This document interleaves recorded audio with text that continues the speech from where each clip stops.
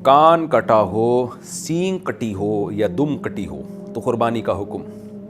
کیا کیا کاٹ دیا بیچارے جانور کا؟ کیا ایسے جانور کی قربانی درست ہوگی جس میں جانور کا ایک کان کٹ گیا ہو، یا اس کا ایک سینگ آدھا کٹا ہوا ہو، یا اس کی دم آدھی کٹی ہوئی ہو؟ ہدایت اللہ صاحب کشمیر سے۔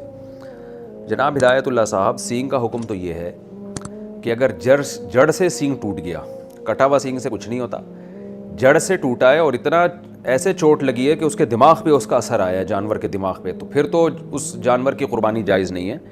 ادروائز جیسے آج کل سینگ نکال دیتے ہیں اس طریقے سے ایک خاص پروسیس کر کے اور یا کاٹ دیتے ہیں، تو اس سے قربانی پہ کوئی اثر نہیں پڑتا۔ لیکن اتنی بات ضرور ہے کہ آج کل جانور کا جس طرح سے سینگ نکالا جا رہا ہے نا، وہ بہت اذیت ناک عمل ہے، بہت ہی اذیت ناک عمل ہے۔ اس پر میں پھر دوبارہ انشاءاللہ کسی وقت کلپ ریکارڈ کرواؤں گا۔ جانور کو اس طرح تکلیف دینا جائز نہیں ہے جس طرح سے تکلیف دی جا رہی ہے۔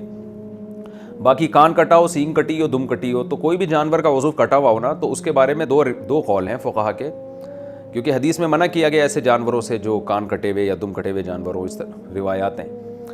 تو اب عیبدار جانور کی قربانی جائز نہیں ہے، تو اس میں کتنا کان کٹا ہوا ہو؟ تو بعض فقہا کہتے ہیں 1/3، کیونکہ ایک 1/3 کسی بھی چیز کا ایک کثیر حصہ ہوتا ہے۔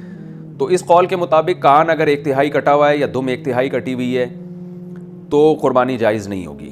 لیکن ایک آسان قول بھی ہے، وہ یہ ہے کہ کم سے کم آدھی یا اس سے زیادہ دم کٹی ہوئی ہو، یا آدھا یا اس سے زیادہ کان کٹا ہوا ہو، تو پھر قربانی جائز نہیں ہے۔ تو دونوں قولوں پہ عمل کر سکتے ہیں۔ ایک قول احتیاط پر مبنی ہے، دوسرے میں آسانی ہے، ایک اوسع ہے، ایک ایسر احوط ہے۔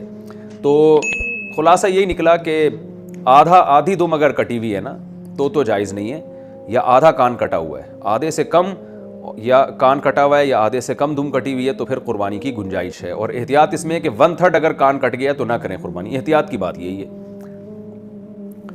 لنگڑے جانور کی قربانی کیا جائز ہے؟ اگر قربانی کا جانور ایک آنکھ سے خراب ہو، اچھا لنگڑے یا اندھے جانور کی قربانی دونوں ملا لیں اس میں۔ اگر قربانی کا جانور کی ایک آنکھ خراب ہو یا ایک ٹانگ سے تھوڑا سا لنگڑا ہو تو کیا اس کی قربانی کی جا سکتی ہے؟ ہدایت اللہ صاحب کشمیر سے۔ دیکھیں تھوڑا سا لنگڑا ہے تو ہو سکتا ہے اسٹائل ہی اس کا ایسا ہو، تو اس میں کوئی فرق نہیں پڑتا۔ فقہا نے بیان کیا ہے کہ اتنا لنگڑا جانور کہ قربان گاہ تک بھی نہ چل کے جا سکتا ہو، تو بالکل ہی چلا نہ جا رہا ہو، 2 قدم پہ گر جاتا ہو، تو پھر ایسے جانور کی قربانی جائز نہیں ہوگی۔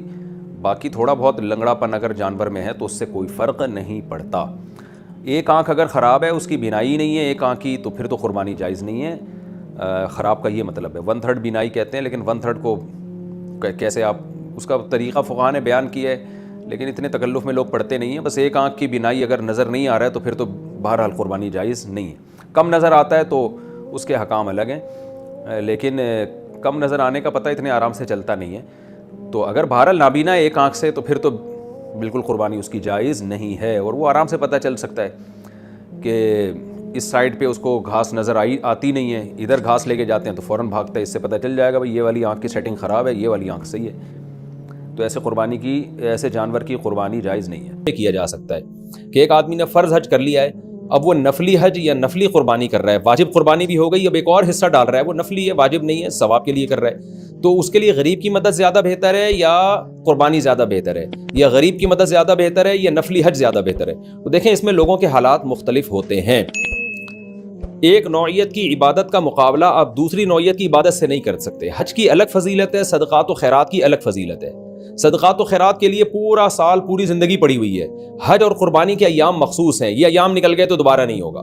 تو اس لیے اگر کوئی شخص ایسا ہے، غریب ہے، اور اس سے صدقات و خیرات نہیں ہوتے، اور فرض حج بھی اس نے ادا کر لیا ہے یا واجب قربانی بھی ہو گئی ہے اس کی، اور وہ غریب ہے، پورے سال اس کے لیے صدقات و خیرات کرنا بہت مشکل ہے، وہ قربانی یا حج والی فضیلت تو حاصل کر چکا ہے، صدقات و خیرات والی جو فضیلت ہے وہ اس کو حاصل نہیں ہو رہی، اب اس کے پاس پیسے آئے ہیں، تو ایسے غریب کو یہی کہا جائے گا کہ بھائی تم نے حج اور قربانی تو کر لی ہے، اب اگر تم نے صدقہ نہیں کیا تو تم صدقے کی فضیلت سے محروم ہو جاؤ گے، تو اس لیے تم صدقہ کر لو، یہ تمہارے لیے زیادہ بہتر ہے، کسی غریب کی شادی کرا دو، کسی کا پیٹ بھر دو، اور یہ جو ہے نا اس طرح سے تم کر لو تو زیادہ بہتر ہے، کیونکہ حج اور قربانی والی عبادت کا ثواب مل گیا، صدقے والی عبادت کا ثواب تمہارے اعمال میں کم ہے۔ لیکن اگر کوئی مالدار ہے، پورے سال صدقہ خیرات کرتا رہتا ہے، تو اس کو یہی مشورہ دیا جائے گا کہ بھائی صدقات و خیرات کے لیے تو پورا سال پڑا ہوا ہے، یہ قربانی اور حج کی فضیلت تمہیں پورے سال میں دوبارہ حاصل نہیں ہو سکتی، اور یہ ایک الگ نوعیت کی فضیلت ہے، اس کے الگ ثواب ہیں، اس کے الگ برکات ہیں۔ تو اس کو مالدار کو یہ کہا جائے گا کہ پورا سال پڑا ہے، صدقہ خیرات کرتے رہنا، تم بہتر یہی ہے کہ ایام حج میں ایک اور نفلی حج کر لو، کیونکہ اس کا بڑا ثواب ہے، عرفہ کا وقوف اور اس میں دعائیں مانگنا۔ حدیث میں آتا ہے شیطان، روایت ہے کہ شیطان جو ہے نا سر پہ خاک ڈال رہا ہوتا ہے عرفہ کے دن، کہ آج کتنے لوگ اللہ کے سامنے گڑ گڑانے کی وجہ سے اللہ نے ان کو جہنم سے بری کر دیا ہے۔ شیطان کی پوری محنت کی ایسی کی تیسی ہو جاتی ہے عرفہ کے دن۔ تو اتنی بڑی فضیلت ہے طواف زیارت اور عرفہ کا وقوف احرام کی حالت میں، کیا اللہ کے عاشقان کا ایک ہجوم ہوتا ہے، دیوانوں کا ایک ہجوم ہوتا ہے۔ تو اس لیے اگر کسی کو اللہ نے بہت زیادہ مالی وسعت دی ہے، وہ حج بھی کر سکتا ہے، صدقات و خیرات بھی کر سکتا ہے، تو ایام حج میں بہتر ہے ایک اور حج کر لے، اس کی زندگی پہ بڑے اچھے اثرات پڑتے ہیں۔ اور نبی صلی اللہ علیہ وسلم نے فرمایا حج مبرور جو ہے اس حج کرنے کے بعد انسان ایسے ہو جاتا ہے، ایسے گناہوں سے پاک صاف جیسے آج اس کی ماں نے اس کو جنا ہو۔ تو توبہ بھی کرے، ایسا نہ ہو کہ صرف حج پر اکتفا کرے، تو زندگیاں بدل جاتی ہیں۔ اور قربانی کے بارے میں بھی حدیث میں آتا ہے کہ ایام نحر میں اللہ کو جانور کا خون بہانے سے زیادہ کوئی عمل محبوب نہیں ہے، تو ہر بال کے بدلے میں ایک نیکی ملتی ہے۔ تو صدقات و خیرات کے لیے تو پورا سال ہے۔ تو غریب کے لیے جو قربانی واجب ہو گئی ہو، غریب پہ تو قربانی واجب نہیں ہوتی، لیکن اگر اس نے یہ فریضہ ادا کر لیا ہے یا واجب تھی اور واجب ادا کرنے کے بعد اب صدقات و خیرات کے پیسے نہیں بچتے اس کے پاس زیادہ، یا پیسے بچتے ہیں، ان پیسوں میں آپشن ہے کہ قربانی کرے یا صدقہ کر لے، تو اس کو تو ہم یہ کہیں گے بہتر ہے صدقہ کر لے۔ لیکن ایک مالدار آدمی کے لیے دونوں عبادتیں کہا جائے گا۔ لوگ اکثر مالداروں پہ اعتراض کر رہے ہوتے ہیں ہر سال حج پہ جاتے ہیں، اتنے پیسے کسی غریب کو کیوں نہیں دیتے؟ بھائی آپ جاؤ، پتہ چلے گا کہ وہ اتنے پیسے غریبوں کو بھی دے رہے ہیں پورے سال، تو ان کو حج سے نہ روکیں، عمرے سے نہ روکیں۔ اللہ کے ہم نے بڑے بڑے نیک بندے اللہ کے دیکھے ہیں، بڑے بڑے بزرگان دین جن کو اللہ نے مالی وسعت دی، وہ ہر سال حج پہ جاتے تھے، ہر سال عمرہ کرتے تھے۔ وہ کہتے تھے بھائی ہم سے نہیں، اللہ کے گھر کی جدائی ہم سے برداشت نہیں ہوتی۔ تو یہ ہر ایک کا اپنا مزاج ہے، اپنا ذوق ہے، جو جس طرح سے کر رہا ہے اس کو کرنے دیں۔ ہاں، جو نان نفقہ آپ پہ واجب ہے وہ بہرحال کرنا پڑے گا۔ مثال کے طور پر آپ کے ماں باپ بوڑھے ہیں، آپ کے بیوی بچوں کے پاس کھانے کے پیسے نہیں ہیں، اور آپ فرض حج ادا کر چکے اور اب آپ نفلی حج کے لیے جا رہے ہو، ادھر بیوی بچے رو رہے ہیں، اسکول کی فیسیں نہیں ہو رہی، ان کے کھانے پینے کے لالے پڑے ہوئے ہیں، تو ایسے موقع پہ تو آپ کو کہا جائے گا کہ آپ خرچ کریں، کیونکہ بیوی بچوں کے جو واجب حقوق ہیں وہ تو آپ پر واجب ہے، ماں باپ بیوی بچے یہ تو واجب ہیں آپ پر، تو اس کے لیے تو پھر جانا جائز ہی نہیں ہوگا۔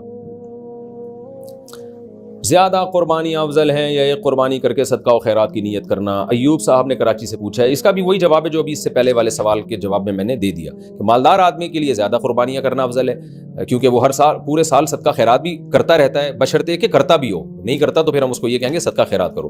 جو مالدار پورے سال صدقہ خیرات کرتا رہتا ہے وہ زیادہ قربانیاں کرے، اور جو غریب آدمی جس کو صدقہ خیرات کا موقع ہی نہیں ملتا وہ ایک قربانی کر کے باقی پیسے پھر صدقہ خیرات کرے، زیادہ افضل ہے۔ ویسے بھی قربانی میں صدقہ اور قربانی دونوں جمع بھی ہو جاتے ہیں، آپ جانور ذبح کریں قربانی بھی ہو جائے گی، وہ گوشت سارا غریب کو صدقہ کر دیں تو ڈبل کام ہو گیا بھائی۔ قرض دار پر قربانی کا حکم۔ ایک آدمی صاحب نصاب ہے مگر اس نے لوگوں کا قرض دینا ہے، کیا اس پر قربانی واجب ہوگی؟ محمد اسامہ چنیوٹ سے۔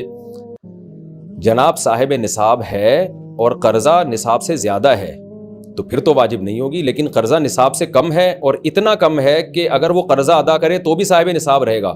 جیسے آج کل صاحب نصاب تقریباً 90,000 میں ہو جاتا ہے۔ آج کل کا مطلب کیا ہے اصل میں، کوئی ایک سال بعد بھی لوگ کلپ چلا رہے ہوتے ہیں، پھر اس سے غلط ہوتا ہے۔ 30 جون 2022 کی بات کر رہا ہوں میں، تو تقریباً 90,000 کے لگ بھگ 52.5 تولے چاندی کی قیمت ہے، تو 90,000 کسی کے پاس ہے، قرضہ 40,000 کا ہے تو اس کے پاس بچے 50,000، تو یہ صاحب نصاب نہیں ہے۔ لیکن اس کے پاس 2 لاکھ روپے ہیں اور قرضہ 1 لاکھ کا ہے تو پھر بھی 1 لاکھ بچتے ہیں اس کے پاس۔ تو اگر قرضہ مائنس کر کے بھی وہ صاحب نصاب ہے تو قربانی واجب ہے، قرضہ مائنس کر کے صاحب نصاب نہیں ہے تو پھر اس پہ قربانی واجب نہیں ہے۔